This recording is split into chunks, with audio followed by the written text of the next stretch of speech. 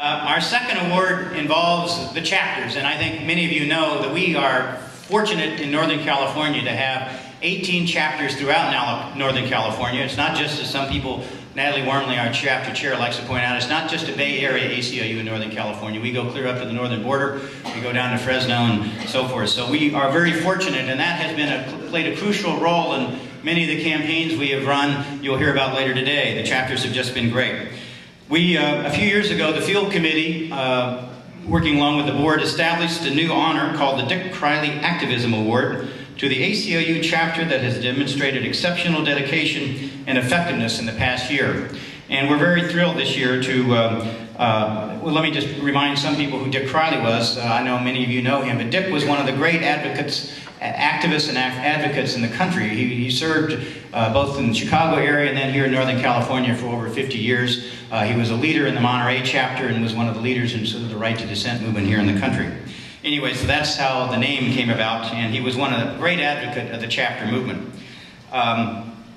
This year we're very fortunate for the first time to award this to the Greater Fresno chapter, and let me just tell you a few things what they've done.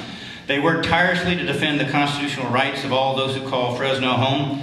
Among their many achievements, the chapter opposed a teen curfew. They fought against a fee to register voters. Sort of a shocking thought. They worked for independent oversight of the police. They campaigned to improve an ordinance that would have restricted First Amendment rights. And most prominently, and this did receive some publicity fortunately, they have played a major role in helping and supporting the homeless in the Fresno area. Amazingly, the Fresno police and authorities down there just were throwing away all of the Fresno homeless people's items and personal effects and so forth without any sensitivity at all. Fortunately, the Fresno chapter played a major role in working on that issue, trying to get them to stop that practice, and finally, eventually, it led to one of a very successful lawsuit filed by the ACLU in Northern California in conjunction with some of our coalition partners, such as the Lawyers Committee for Civil Rights. But in any event, they were very successful in getting a judgment of over $2 million against the city of Fresno involving that homeless project.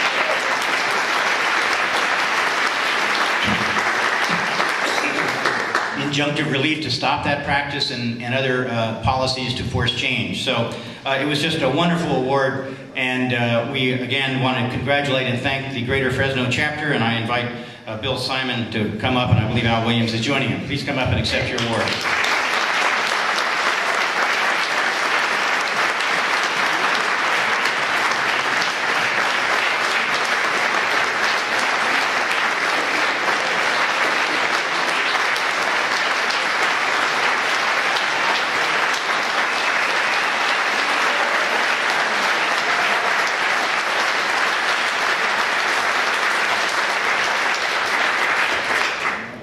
On behalf of the board and all the members of the Greater Fresno Area Chapter, I'd like to thank the ACLU of Northern California for presenting us with the Dick Criley Activism Award.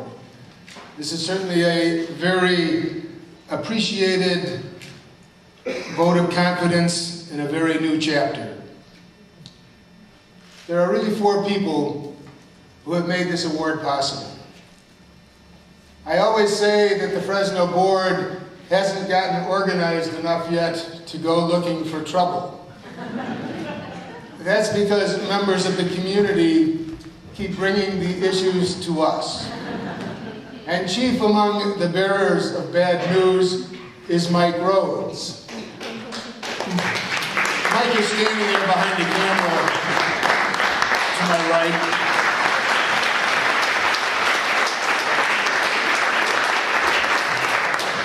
Mike is the publisher of the monthly Community Alliance newspaper in Fresno.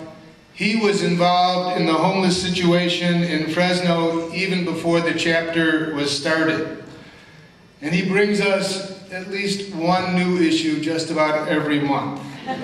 Issues like the proliferation of video surveillance cameras in Fresno. Mike, thank you. And thanks to all the members of the community in Fresno for bringing us our agenda. The second person who made this award possible is Mark Schlossberg. Mark has moved on from the ACLU, but when he was the point person for police policy, Mark was always quick to respond when we had any police issues, always willing to come to Fresno when we had a forum about oversight of the police, always ready to fire off a letter to Chief of Police Jerry Dyer for things like the city's inadequate response when people filed a complaint against the police department.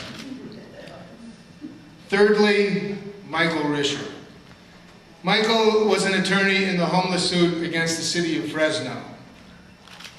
I haven't even figured out yet what Michael's real job with the ACLU is. I just think of him as Fresno's personal resource at the ACLU. We monopolize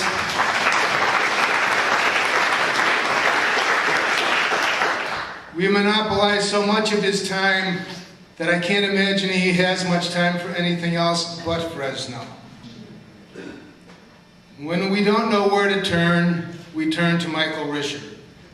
And he is always quick, gracious, and helpful with excellent advice. And he's always ready to send a letter about a film permit ordinance, a teen curfew, or about the Fresno Airport's refusal to allow distribution of the Community Alliance newspaper. Michael, thank you. Finally, there is Alicia Walters, our liaison with the affiliate. Alicia came to the ACLU a month or two after our chapter got started, so we hadn't gotten to meet her as we got set up. But Alicia mastered her job very quickly. We soon started getting these emails from our liaison, which made clear in no uncertain terms what the ACLU was all about and what an ACLU chapter could and could not do. Board members started to joke that Alicia was our handler, not our liaison. But Alicia very quickly set us on the straight and narrow. And after a few months, we met this delightful young woman who was deeply committed to the mission of the ACLU and had a profound understanding of what that was. Alicia has proven to be our most important resource and even a friend, always with a quick response to whatever we need. One email to Alicia, and we have whatever materials we need, we have whatever research we need, we have whatever questions we have answered, and it's always very quickly. Without Alicia, the Fresno chapter would still be on square one, wondering what an ACLU chapter does. She has been such a good mentor that in many ways, I think of this as her award. And so Mike and Mark and Michael and Alicia and all of you, thank you very much.